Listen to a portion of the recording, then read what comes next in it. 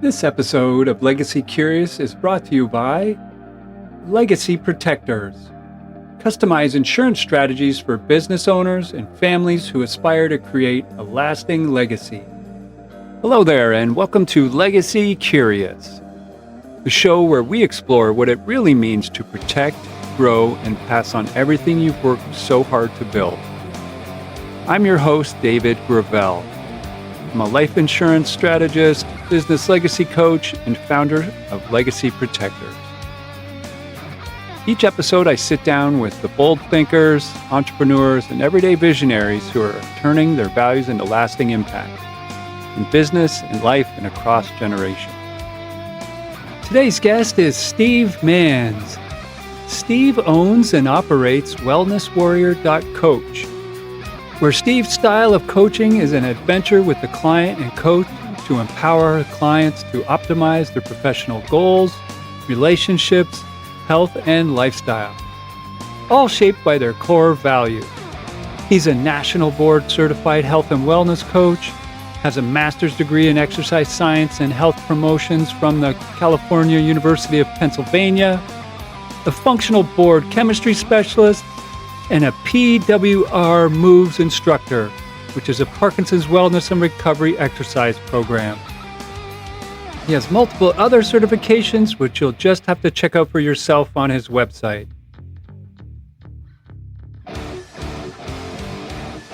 Right, well, hello, Steve. How are you today?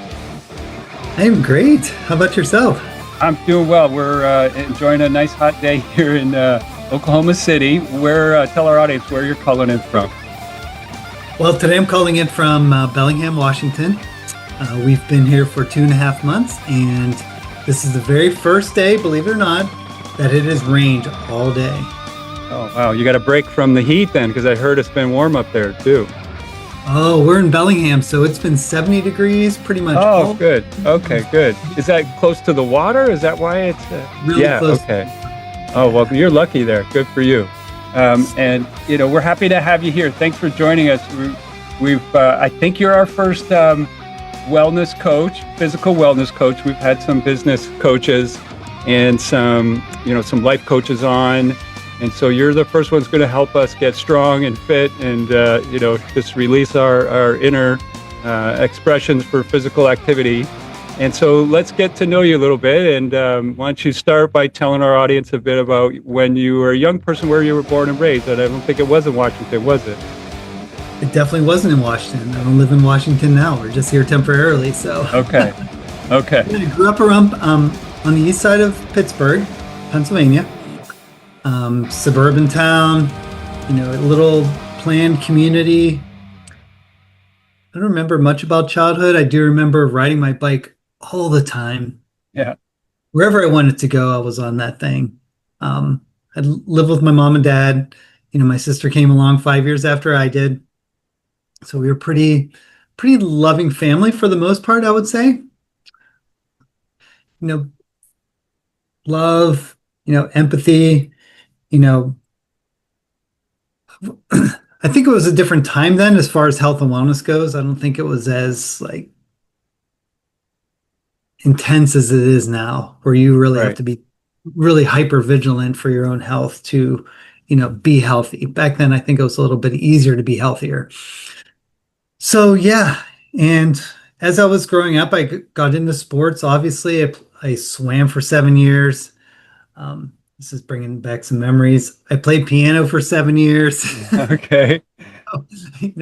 As I grew up, I did those things. I played, soccer, community baseball, community basketball. I really loved. So those were some of the things growing up, but I do remember being on my bike the most. Yeah, we used to be outside a lot when we were kids. That was it, right? You'd be expected to just, not come home till the lights came on, the street lights came on, and, good or bad or indifferent, you had to make your way. And most of the times being active was just part of being a kid, whether it was running around or chasing or riding your bike. So yeah, very similar experience. Was that when you first thought about, boy, this is something that I really enjoy doing. Maybe I can make this a career. Did you ever have any of those career thoughts at that time, or was it more I'm still discovering what I want to do with my life. Yeah, I think I was still discovering. I've always been curious about all different kinds of jobs. I remember thinking like, oh, it'd be cool to be a truck driver because you could drive all around the country. I think it Right. would, this is strange, but I thought it'd be cool to be a garbage man to see what kind of garbage people threw out, So what just a people very like. curious spirit, adventurous, it Yeah, sounds just like. super Yeah. curious. I was in the woods a lot too on my bike and just, seeing what was out there. And that kind of, led into further, schooling. I went to elementary school to Catholic school.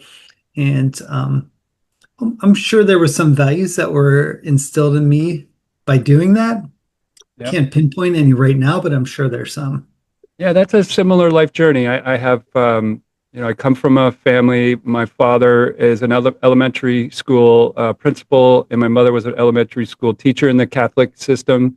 And I went to the Catholic high school as well. So I had a very values-based education, but it was a foundation for all the other fun that I had. It didn't encroach too much, except maybe a prayer before you competed, and a couple of daily prayers. What was your high school experience like? Did you continue to play sports and kind of discover what was available there?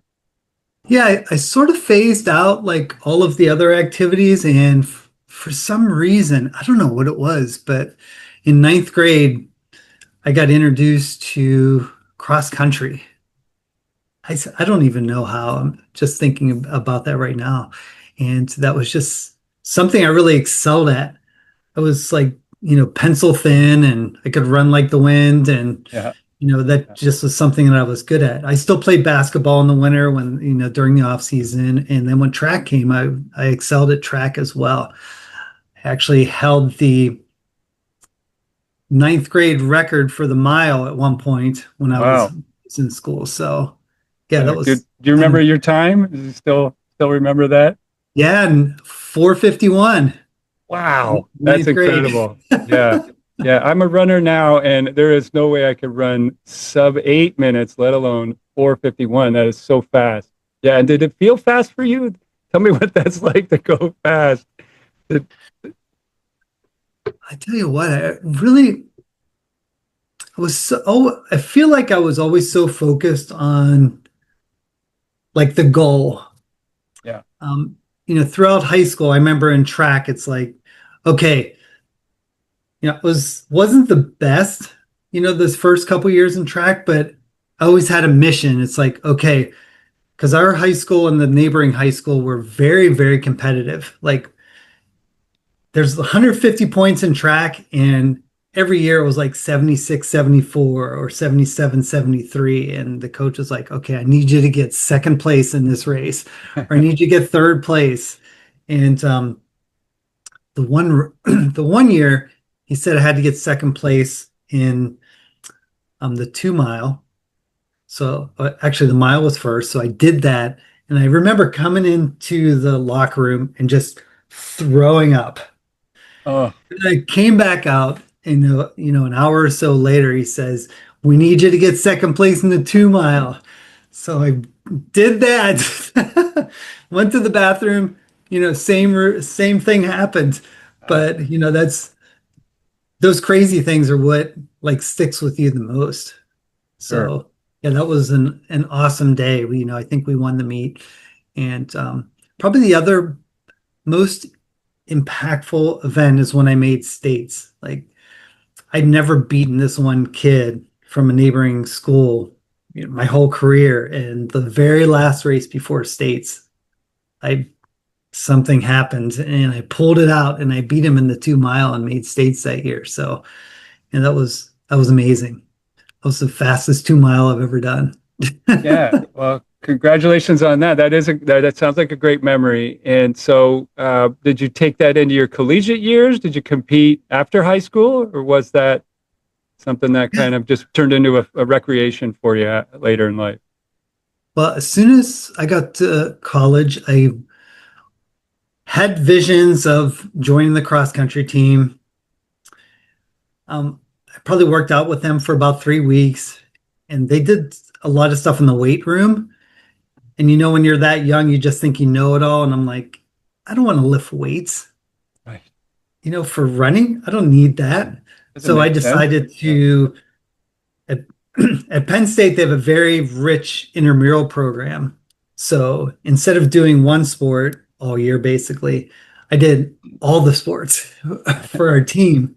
So I played intramural golf and intramural basketball and volleyball and softball and soccer and whatever else I was good enough on our floor to play. So that was that was a great 4 years because all you had to do is eat, sleep, study, and play sports. And that was Right. it. Sounds like heaven to me. I'm in. Yeah, that was Right. my university experience. Although I did play competitive, but I'd love that too. That's a great time of life to just know that you only had a handful of responsibilities, and one of them was play. Yeah. And, looking back on it, now I'm, I really talk a lot to the people I work with about self-care. And then that's all I had to do is self-care, Right. you know? Right. So, what were some of the early jobs? Did you just start working in the coaching and wellness industry right out of college, or what was your major? So I was actually a teacher for a while, Okay. for a good long time. So, maybe that's why I'm just kind of good at listening to people now in this particular stage of my life and having that empathy that you need for students and adults. Um, yeah, but it also got me into the stage of life where I started to deteriorate on my self care. Hmm. So that tended to be kind of a sedentary job. And, you got to look at papers all the time, at least at that time. Now, I mean, you probably don't have to do as much, but yeah, so I just kind of got complacent and kids came along. I love my kids, but, you know, when you're an adult and a dad, a lot of us lose kind of the scope of who we are and just focus on the family Right. and, making sure they're healthy, making sure they get to their hockey games and, get to their appointments and stuff like that. And, you know, parents tend to always push ourselves last. We're always last because we Right. got to give, give, give, give, give. And we don't take care of ourselves. So eventually that caught up to me in 2000, 2011, 12. And I was transitioning out of that job. My wife at the time had lost her business. So things were getting pretty terrible. We couldn't stay together. There was just so much stress and everything. And we ended up getting divorced. And I was like, I need to, some people would say reinvent myself or find what my purpose was Sure. because, I wasn't really excited about that other job anymore. And I needed something to get me going. And that all came at the same time period as when I saw myself in a picture, like a current picture. And I'm like, yeah, I was really filling out my clothes more than I thought I was. Ever in your And life, right? Probably the heaviest you yeah, were ever. Yeah. right. And people at the time would not have said I was like fat or anything, but you're all in your head. Right. How do you feel in your head? Yeah. How do you feel in your own clothes? That's kind of what we kind of feel is important. And I saw myself and I'm like, I have got to make a change. At the same time, I got some blood work that was kind of all over the place. And, Yeah. I think probably around the same time, my dad had quadruple bypass not too far in the past. So all of these things are kind of accumulating at the same time. And I was like, what am I going to do with myself? Yeah. And so, how did you decide that? What was the process like for your own self-evaluation on what comes next? For some reason, I found this book called The Primal Blueprint. And since I had a very science background, it was ancestral health.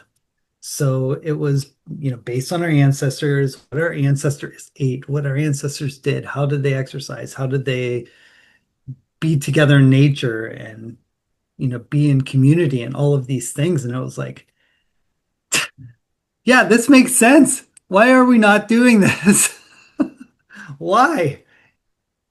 And I just took those principles, lived them for 3 months, and I dropped this was August 2011. I dropped 30 pounds in 3 months. My brain fog lifted. I could think so much more clearly. My blood markers started going in the right direction. And I was like, oh my goodness, this is amazing. And the next thing that I thought to myself is I did all these amazing things when I was in high school and college. I could run like the wind. I made states in the 2 mile in Pennsylvania. And how can I prove to myself that I'm still an active, vibrant human being? So at that time, I started, searching for something. And for some reason, Spartan Race popped up. Yeah. So tell our audience what that is. They may not know what a Spartan race is. Yeah. A Spartan Race, in my mind, is an adult playground, but it's an adult obstacle course race, and they have all different lengths, and you can do the shorter ones or the longer ones or whatever. So I entered a Spartan Race. That ended up being in July of 2012, and it was marketed as the hardest sprint course that they had. It's called the Little Beast because it was so hard. I came off that mountain and I was so jazzed and excited and totally exhausted that I was like, I want to go and do this again, like right now. Cooler heads prevailed that the right part of day. your brain. Yeah. Cooler and you heads didn't know you prevailed. missed that. Yeah, you didn't know you missed that, right? And now you found something. So That's right. how much longer before you did another one? Were you starting to exclusively train for that, or was it just, you're going to put some on your calendar and continue to kind of get ready for them?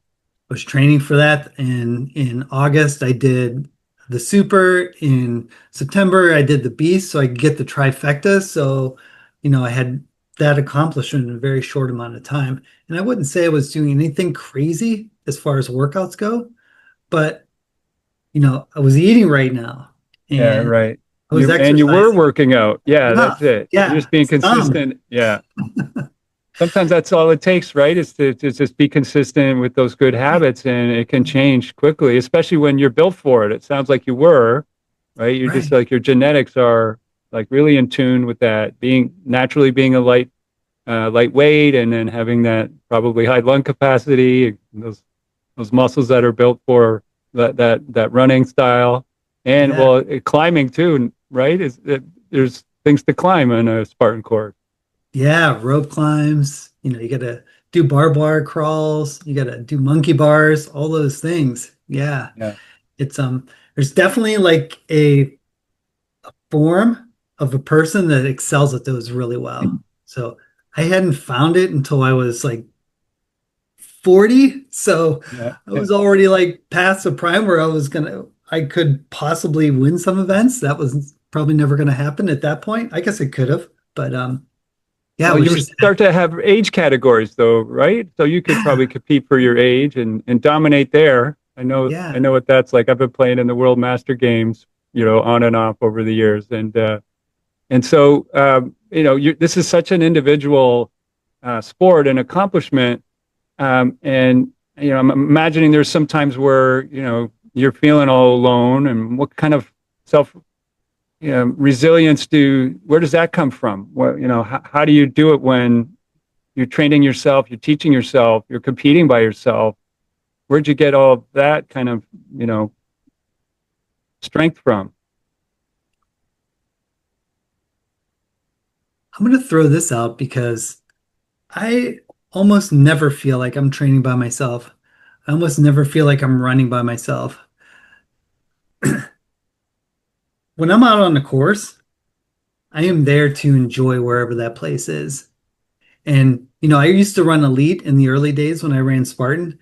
And I would be the only one talking to people, like encouraging other people to like, do their best because I knew some of them. And, everybody would look at me like I had like 15 heads and, just keep running. And I'm like, yeah, go, you can do it. And it's still, and even when I run now, when Yeah. I run at Bellingham, it's like, I cheer anybody that's running on. And sometimes I get weird looks, and sometimes people say, "Oh, do I know you from somewhere?" And it's like, probably not. We do now, though. Yeah. Yeah. So, and one thing I forgot to mention is that when I was in high school, I also get introduced to bird watching. So since 1987, I guess I started bird watching. Every time I go out on a run, not only am I obnoxious to those other people that are running around me, but I'm also listening to nature. I'm listening to what birds are around and logging those birds in my head and listening to the sounds of them and stuff like that. So yeah, I have a whole different view about training. I'm usually not tuned into some music and like tuning out the world. And Okay. we can talk about the philosophy of that later, but that's definitely has helped me. Yesterday I ran 10 miles. I didn't even think about it because I'm being obnoxious. I'm listening to the birds. I'm Sure. in the water, doing all these other things. Yeah. Well, that's such a different experience for me. And this is the second or third time that we've talked. And, I shared with you before that I run off of my watch and my heart rate monitor and, and the sound of my feet on the pavement and I'm focused on my technique and trying to get faster. And you shared, your running experience with me. And it's, I'm changing who I am as a runner because of that. So thanks already for helping me Oh, get sure. out of my own technology. I think that was probably where I feel like I'm stuck. And I couldn't tell you a bird that I've seen on a run. I couldn't tell you, a type of tree. So I'm going to start to look and enjoy more of that when I'm running and less about trying to make it to mile 5 and 6. Yeah. How do you know when to stop? Okay, let me ask you that. How do you know when to stop then? Because I usually just run until my watch beeps and says, you've done your predetermined length. Yeah. Well, when we go to these different places, I usually have a loop that I do. So I have like a 5 mile loop. I can make it into Okay. 6 or Yeah. whatever. When I did the 10 miles the other day, it was like, okay, I just did 2 loops. It was the hottest day that it was here since we've arrived. So I actually just staged water at the bottom of the driveway and I said, I'm going to do this loop, grab some water, and then go do it again. So a lot of times I just have it in my head. I have an app that I use, like a virtual race type app that I'm Yeah. always adding miles to, and it's Harry Potter oriented. So, you Okay. know, I'm a pothead, so that keeps me going too. I got to get these certain amount of miles, keep my percentages, high based on how long said I was going to do these 170 miles. And yeah, that keeps me interested as well and accountable to myself. Yeah, good. Okay, so it sounds like such a personal journey what you're doing. Again, even though you feel like you're part of something when you're running, it is you that's getting them motivated, is taking the rest you need, checking in with your body all the time. When did you decide that this is something you wanted to help other people with, and that you've learned enough and were prepared enough to kind of take on that responsibility of a leader? It happened when I came off of that first off of the mountain on my first Spartan race. It's like, oh my God, I learned all this stuff from this book. I implemented it.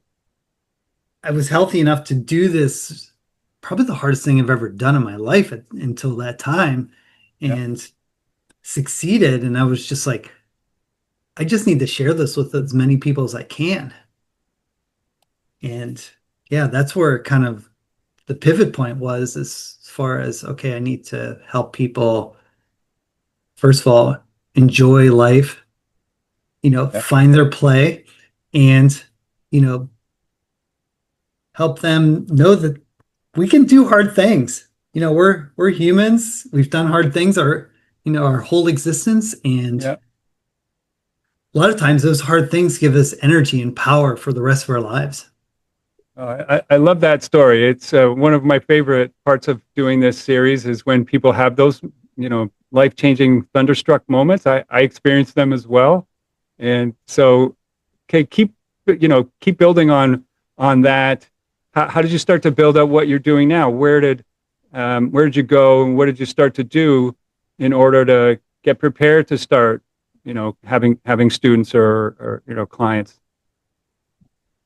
Yeah, so right around that time I came off the mountain, I knew I also found out that Spartan had just started a Spartan coach program. Yeah, So you had to good be a timing. personal trainer to be a Spartan coach. So I did those like kind of together and, then just started trying to find people that wanted to do that. At the time, it was just me because that's all there was. And so I did some odd jobs in the meantime to kind of make sure I, wasn't living under a bridge at the time. Yeah. And by 2017, the book that changed my life became a health coaching program. Okay. And Coming then, together. yeah, and then a couple years after that, a level two came out, which qualified you to take the national board certification for health and wellness coaches. So I took that, and then in 2021, I became a nationally board certified health and wellness coach. Right. So I could, Well, congratulations on that. You've done yeah, the work. I'm on your website now, and people haven't picked up on it. It's WellnessWarrior.coach. So we'll have that in the description. And I can see your certifications. It seems to be, an ongoing pursuit for you to continue to be learning. Is that fair assessment? Is that I feel like almost every job that I've ever had required some continuing education. So, when you're a trainer, you need to have certain, professional development credits.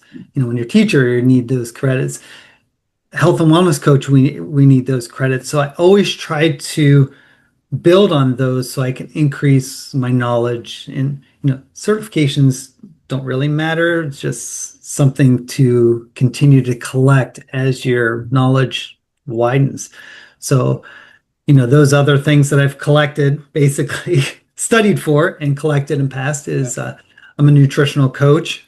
So I'm a certified blood chemistry specialist. So I can check out your blood chemistry and with different values than your doctor uses to kind of optimize your blood work instead of just, okay, you fit within the 50 percentile of Americans. And for me, I don't want to be 50%, middle right? 50% of Right. Americans Yeah. because 75% of Americans are overweight Right. or obese. And Yeah. I'm not interested in that. And yeah, and I also help people with their Parkinson's with their exercises. And that's, a whole nother story how I got into that, but that's also Yeah. Well, very, touch on that because that's really personal to me. I have someone in my life that's very close to me who's in late stage Parkinson's, and is that a personal expression? Like you were drawn to do that because of someone you knew that you wanted to help, or is this how did you arrive there to want to specialize in that way? yeah, I had a friend one time and her colleague had early onset Parkinson's. So she wanted to go to this educational course to learn how to help her in her exercise. So I was like, yeah, that sounds cool because that's what I do. I like study Yeah. things. Sure. Is it a gift or, A not a burden. gift? Yeah. I'm not sure. Yeah. But it went and it was super interesting to me. The most interesting part of it was it seemed like a lot of their case studies, people found out they had Parkinson's after they had stopped working. So they were so active, so active, so active, and then they retired, and then these symptoms started. Right. And they kind of wrapped around the whole thing. It's like, okay, if we can keep people with Parkinson's active Yeah. longer, then they can Right. live independently longer. Yeah. So I was like, yeah, let's do that. Right. So I got a job at a JCC in Pittsburgh, and when I got there, I invited anybody that wanted to come to hear about the new Parkinson's class I was going to start. So for 5 years that I was there, I ran that Parkinson's class for the JCC and met a lot of great people, Yeah. um, and hopefully help them. Yeah, Like, right. Right. yeah. Well, we're going to, ask you to share what's the best way for anybody that's watching right now that has someone in their life, or maybe they're, suffering from Parkinson's, get in touch with you. What does engagement like that look like on a client by client basis?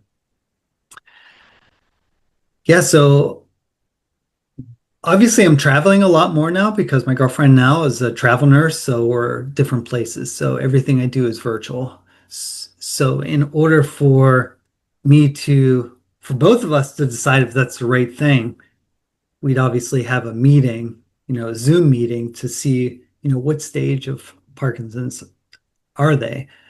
Are they early or are they advanced?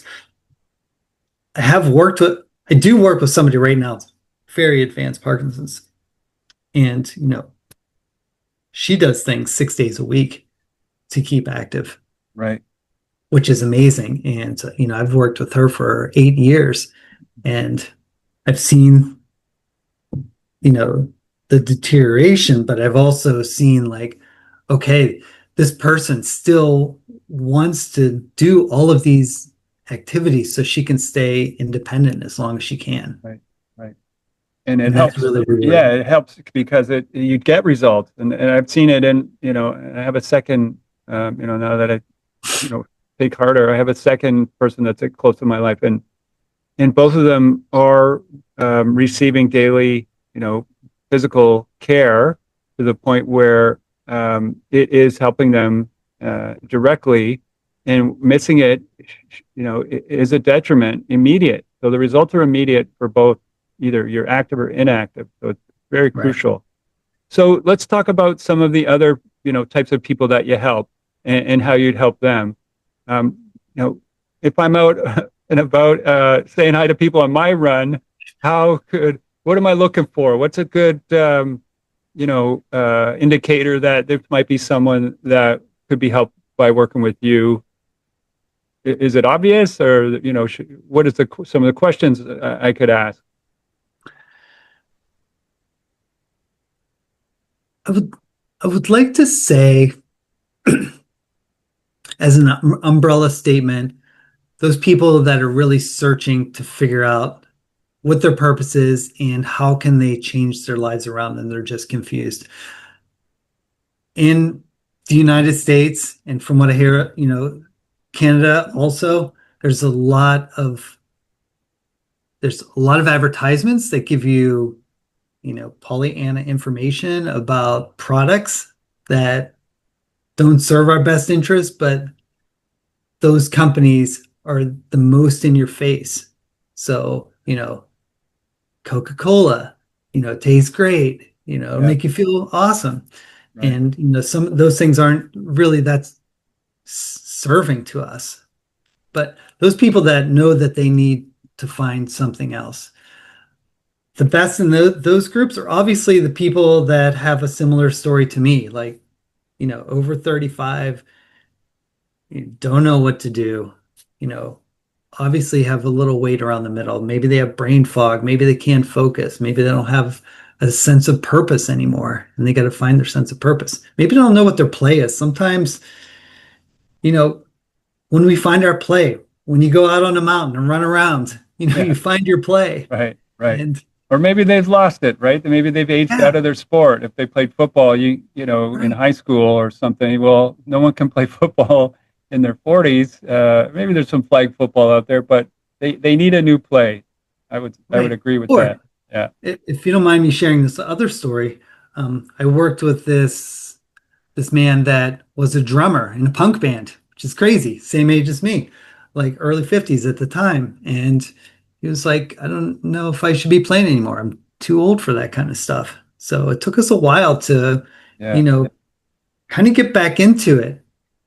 And now, he's done all of the things. He's cleaned up his diet. So when you clean up your eating lifestyle and you do a little bit of exercise and you do all the other soft skills that we'll probably talk about in a little bit, he has a job, but he also still plays in the punk band. And I see him on Yeah. Instagram, and it's so cool to Yeah. see, a 54-year-old person playing in a punk band. Is just wild. It's just Yeah. wild to me. And I Yeah. hope I contributed enough to his journey to, have him stick with that as long as he feels passionate about it. Right. So if this is resonating with anyone listening or watching, just head over to WellnessWarrior.coach, and there's a place to get connected. Right. So maybe tell us how a session or two would go with you, or what's a program? How long is it? What are people signing up for? I guess is the question. I think people, especially in this economy, are a little hesitant to sign up for something.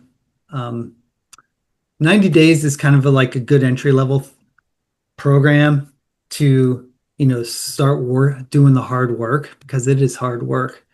But once you do the hard work, the other side is awesome. Yeah. Um, I've worked with clients for a whole year to get them where, to a launching point. I don't think that's unrealistic. 6 months is a really good amount of time, but 30 days is what people usually feel comfortable with. Like, okay, I can commit to that. Let's go Yeah. with that. And then they extend. Like I said, with the lady with Parkinson's, I've been working with her for 8 years. Yeah. And it's not always the physical stuff, it's all the other things too, Sure. Sure. which, for me, I kind of say that's kind of like the magic with working with me. You get the physical stuff and the nutritional stuff, but you also get all these other like really great things that we really need to have in our lives that we've forgotten about.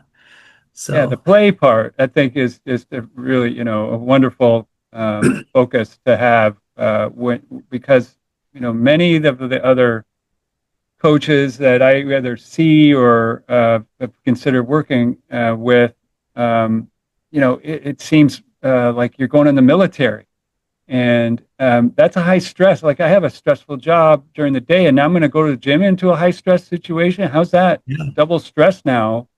Really right. serving me, right? But being able to use the physical exercise and coaching as a release and a play, I think that's really key to, short and long-term success. You're going to stick with it if Right. you're having fun, right?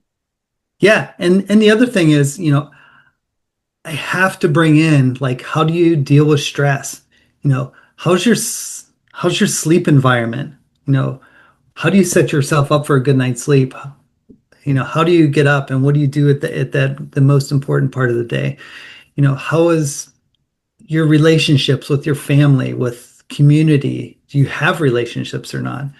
You know, for me, huge one is the connection with nature. If you believe that we've been on this planet for, half a million Yeah, years, 99.9999999% of the time we were outside. It's only been so right, recently we've been locked up in these square boxes, and I don't think our nervous systems really know what to do. And especially with the stress management piece, I heard something that said we have as much stress and inputs in one day as somebody 500 years ago had in their whole entire lives.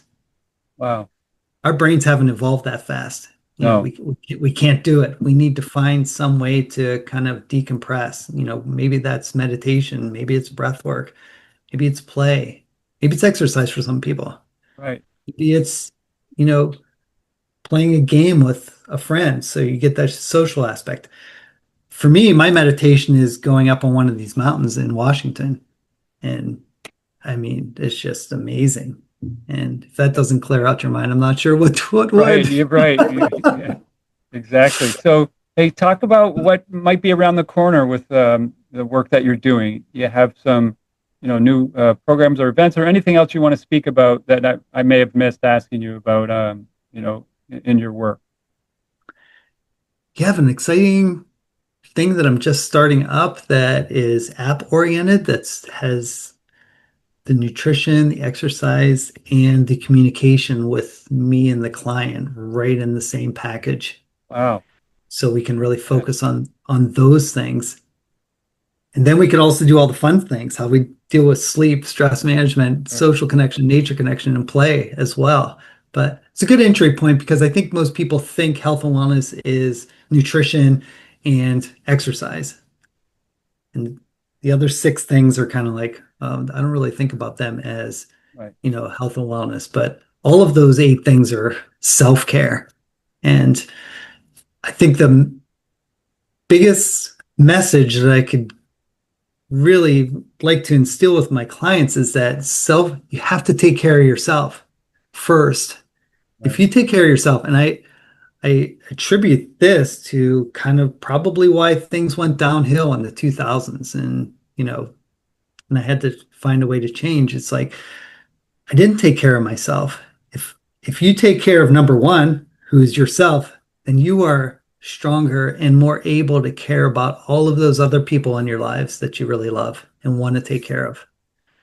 Right. But if you're, broken and sick, you can't do that. I have an ear infection right now, and I'm like, it's so hard for me to do those things. Sure. Even one little thing that's off.